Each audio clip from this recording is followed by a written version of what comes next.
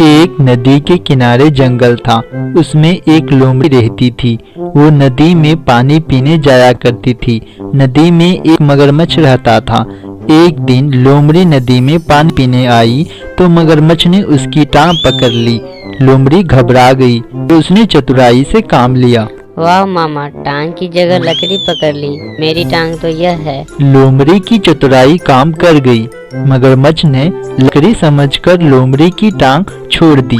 लोमड़ी उछलकर बाहर आ गई और बोली, धन्यवाद मामा जी, अपनी चतुराई से मेरी जान बच गई। इतना कहकर लोमड़ी भाग गई।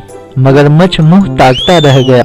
उस दिन के बाद प्रतिदिन मगरमच्छ लोमड़ी को पकड़ने के लिए नदी किनारे लगी झाड़ियों में छुपकर बैठा रहता। लेकिन लोमड़ी ने नदी पर आना जाना छोड़ दिया था।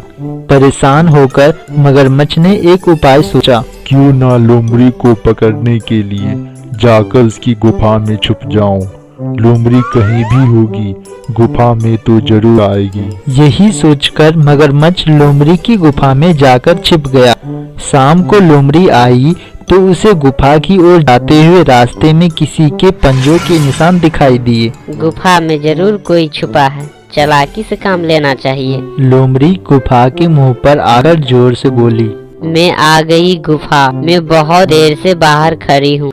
मुझे रोज की तरह बुलाती क्यों नहीं हो? तो मुझे आजा बेटी कहकर बुलाओगी तभी तो मैं आऊंगी।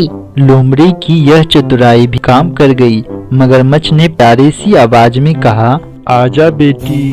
आहा मामा जी, तो आप गुफा में हैं।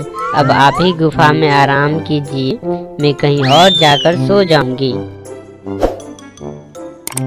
और लोमड़ी चुपचाप